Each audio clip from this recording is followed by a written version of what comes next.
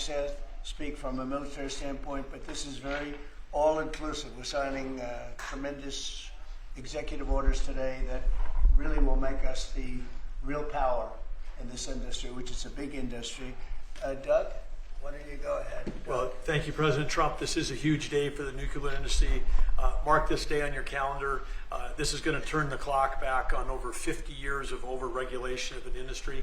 American greatness has always come from innovation, and we were very innovative. We led post-World War II in all things nuclear, but then we've been stagnated. We've choked it with over-regulation. Today, Will is going to walk us through a series of 4 executive orders.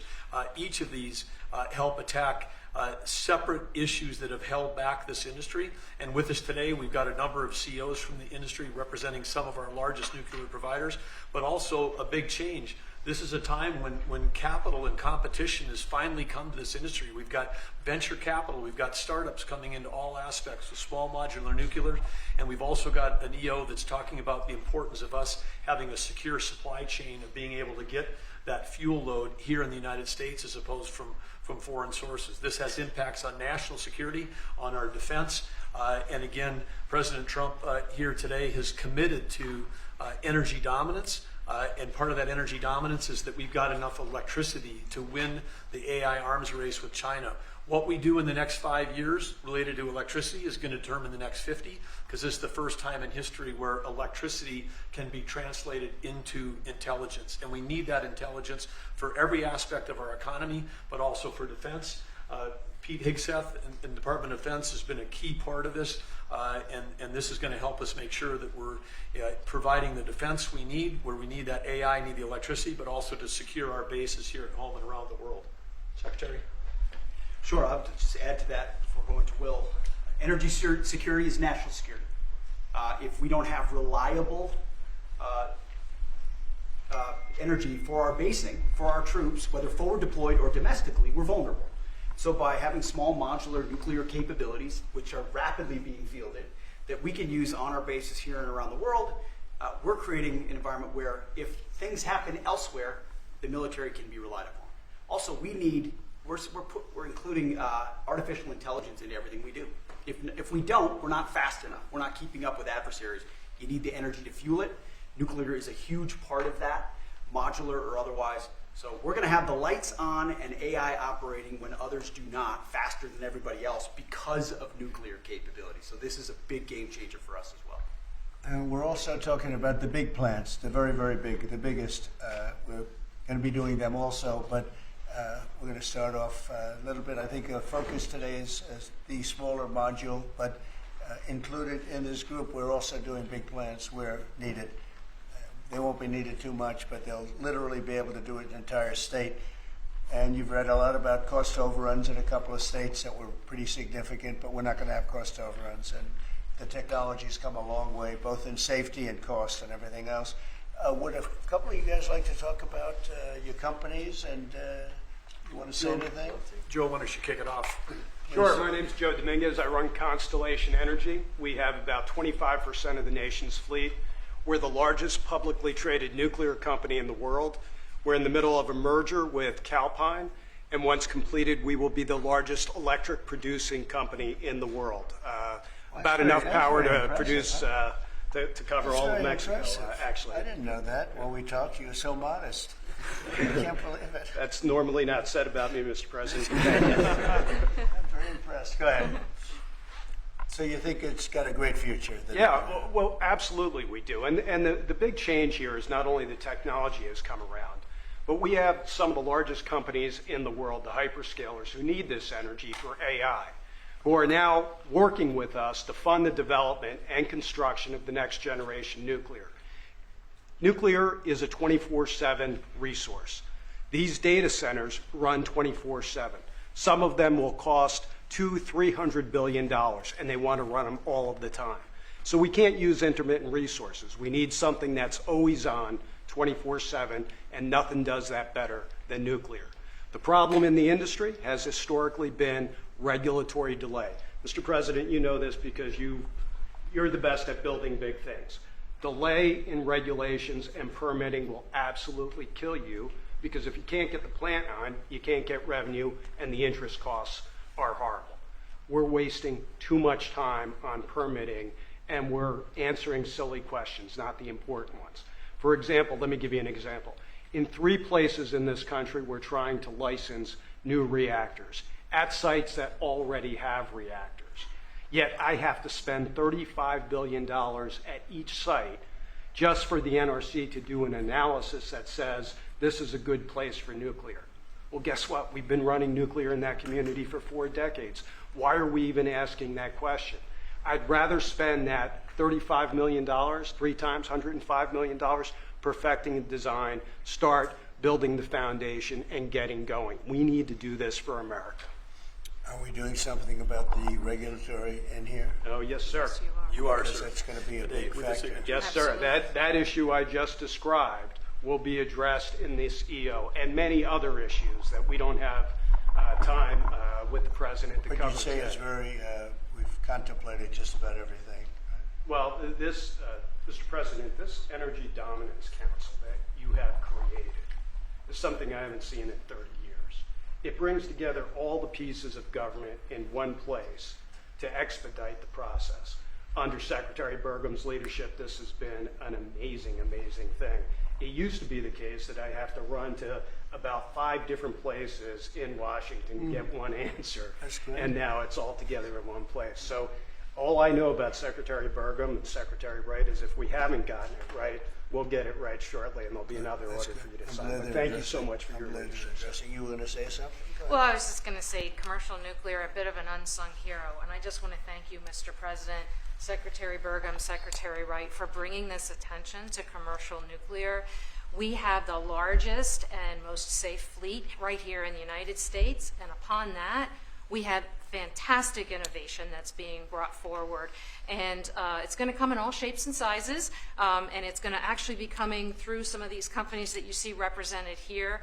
We're going to have great jobs, we're going to have wonderful energy, and we're going to be ready. So thank you, Mr. President, you. for Very leaning good. in. Appreciate it. Great job you've done too. Jake? How about talking about your company and the job you're going to do? Yes, thank you, Mr. President. Well, first of all, a little MIT nuclear connection that goes back. I know familiar for you. So, yeah, we're working on small reactors. I'm Jacob DeWitt, CEO, co-founder at Oklo. Working on small next-generation reactors that take technology America invented, developed, and pioneered and bringing it to the market after it sat on the shelves of history for about 40 years. And it's because of the actions that you're doing today that are going to help unleash that. Changing the permitting dynamics is going to help things move faster. We're seeing private investment flow into this space like we've never seen before. We went public about a year ago, and one of the most successful actually go public outcomes for a transaction like that for a small nuclear company because the market needs this and wants this. And under your leadership, creating the Dominance Council, I mean, it's hard to overstate the value of that. And nuclear is a manifestation of energy dominance. In fact, a golf ball of uranium metal, which this is not, but it's a golf ball, has enough energy content in it to power your entire life's energy needs. I mean, it doesn't get any better than that. And to get back to building, nuclear uses the fewest materials, right? The least amount of concrete, of steel, of fuel for amount of energy it produces. So it should be the cheapest, the most scalable, the most sustainable, just like you mentioned, Mr. President, about the importance of doing that right. The physics are on our side, and these things help unleash this innovation to actually realize that. So it's never been more exciting.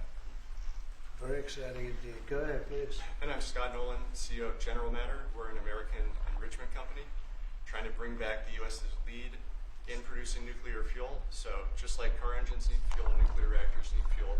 Right now, the U.S. is completely dependent on other countries to make the key step of enrichment in this fuel. And these executive orders are going to pave the way for the U.S. to regain its lead. So we really appreciate it. Will you be doing the AI plants? Because we have a lot of them going up now, and or soon going up, and they need tremendous electricity. Are you going to be involved in many of these plants? Yes. Will a lot of them be using nuclear, or some are using oil and gas, some are using different things? But Many of them will be, I think. it just makes a lot of sense. Nuclear is a perfect solution, and that's where most of them are interested. Good luck. Thank you. That'll be great. It's going to be, yes. Okay, Will, please. The first executive order we have for you relates to the issue that Secretary Hegseth was speaking to, which is the need for incredible amounts of power at defense installations and also in AI-focused installations. What this executive order will do is speed up the approval and adoption process for specialized nuclear reactors at these sorts of sites. It also involves the Department of Energy making available the necessary fuel stock. It also creates a special envoy position and a strategy around nuclear technology export, the idea being that we can grow American industry on the back of foreign purchasers who are interested in this sort of technology as well. I'm just thinking, as you say that, I just said, what about auto pens? Could I use an auto pen? What did Biden do? Did he have an auto pen at the desk? Nuclear powered. No, he didn't do events like this. Yeah, he used nuclear power. You know, he didn't do events like this, I guess. It's all right. Otherwise, you walk into the other side of the room, have an auto pen sign it, right? Here it is. It's phase one. Very big phase, very important phase.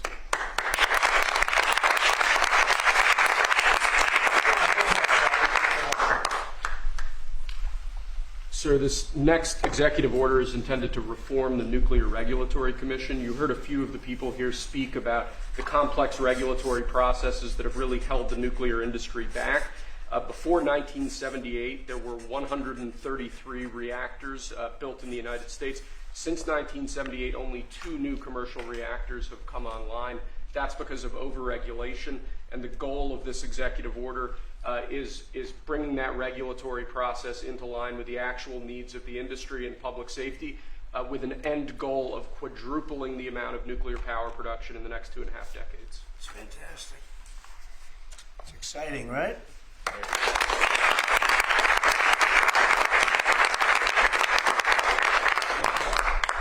There you go. This next executive order relates to nuclear reactor testing, sir. The degree of overregulation and governmental inaction in this space in particular has had the effect of throttling development of new, highly modernized nuclear reactors that could really revolutionize the field of nuclear power generation. So this executive order, it orders a revised regulatory process to speed this whole process while preserving, obviously, core safety concerns. It also creates a new pilot program with an expectation that we will have 3 new experimental reactors online by July 4th next year. It's amazing. That's exciting.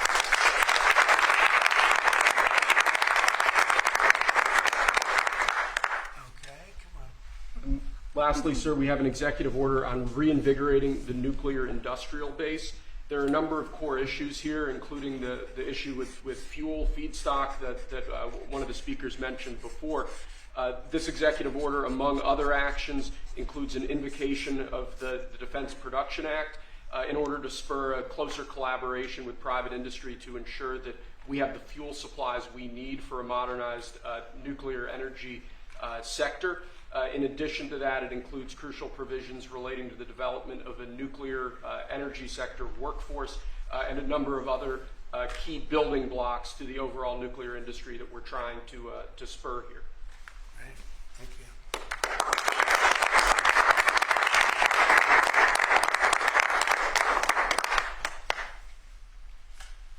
you. We have one more for you here, sir. This doesn't directly relate to nuclear energy, but it's on a similar subject. This executive order is entitled Restoring Gold Standard Science.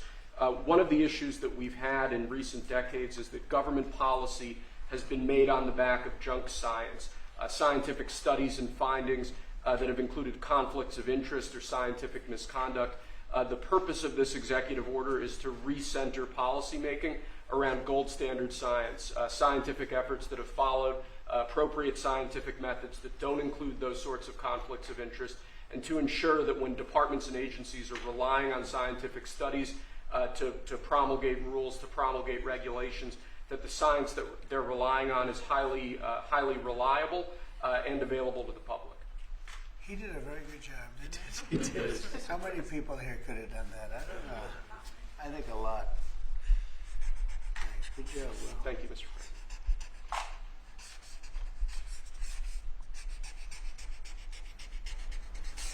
Is that it? That's all we have for you now. Do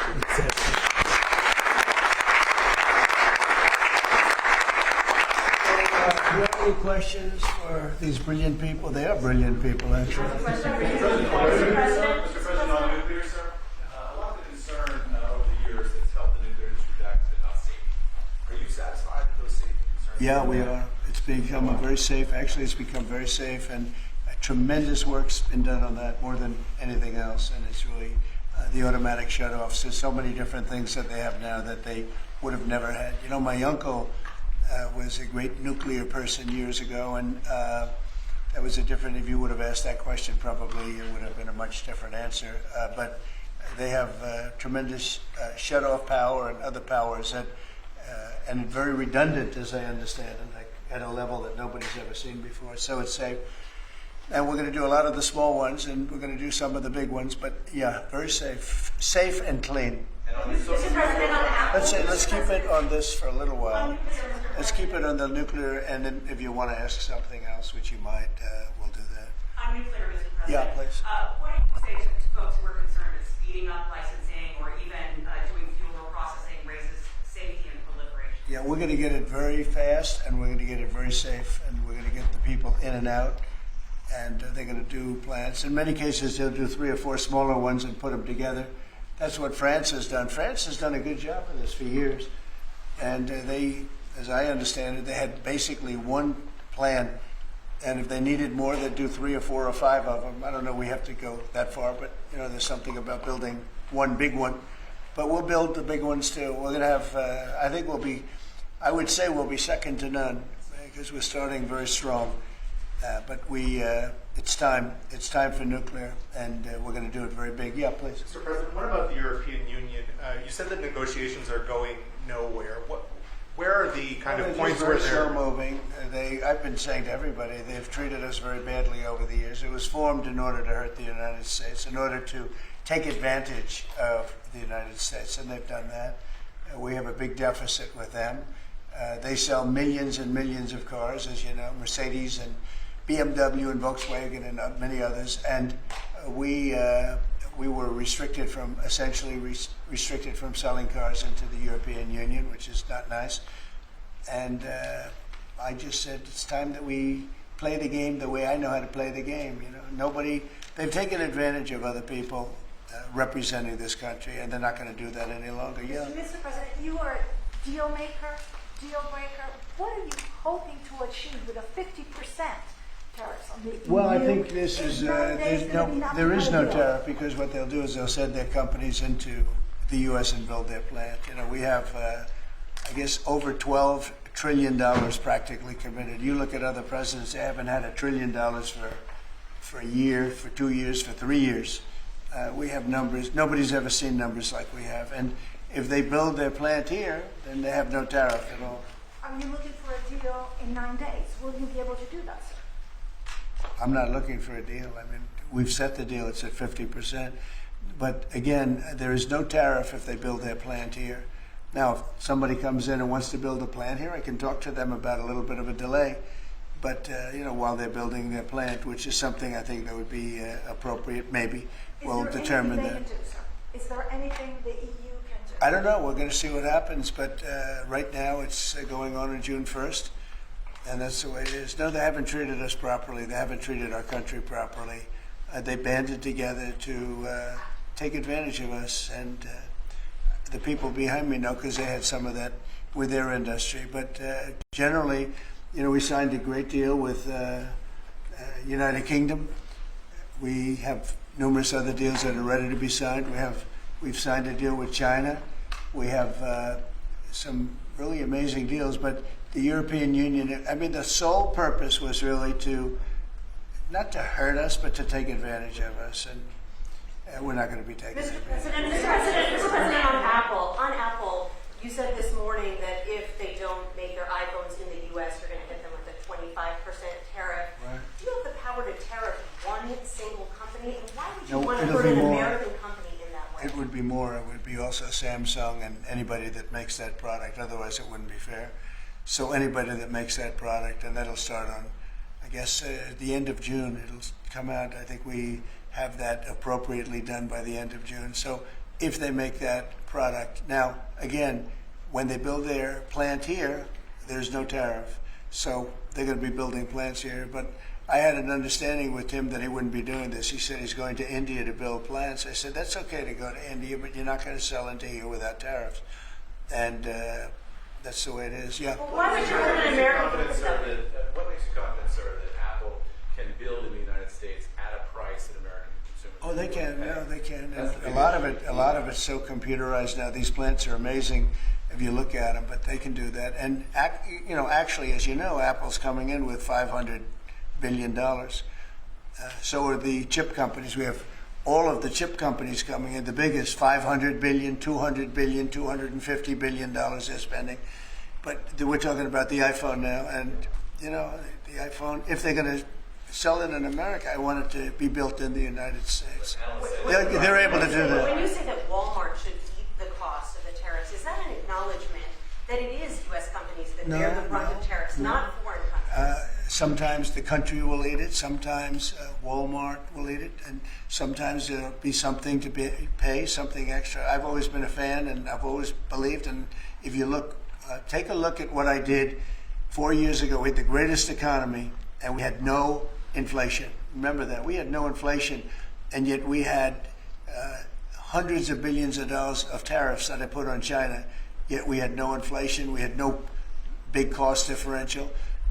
Oftentimes, and I don't like it when a department store, because they'll do a lot of business, but they announce record profits and everything else. They have to take out some of their profits or make a little bit less money. But I don't want the consumer. I don't want the consumer to pay. But why impose tariffs that you know are hurting American businesses? They're not hurting, they're helping, because they're creating jobs in America. We're creating tremendous amounts of jobs in America like you've never seen. We're having investment in America. We're not getting ripped off by every country in the world. We've been ripped off by every country in the world. They're making their product, they sell it. They don't give our people the jobs. They make them with other countries' jobs.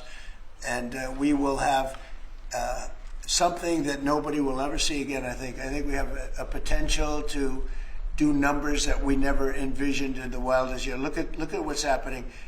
10 to 12 trillion dollars in literally a couple of months. It's nothing like that's ever happened. It's we're doing a very special thing. We want, if they're going to sell it here, generally speaking, not for all products. There's some products we don't want to make. And frankly, we're much better off getting them elsewhere. But for certain products, we want cars. We want to make cars. We don't want to have, and I like Canada very much, but we don't want to have Canada making our cars. We want to make our cars. Oh, it's a phone call. Do you mind? Hello? Okay, it's only a congressman.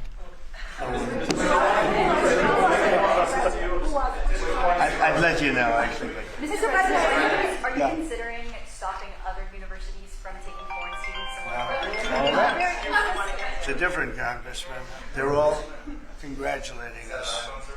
Yeah, it's lucky it is.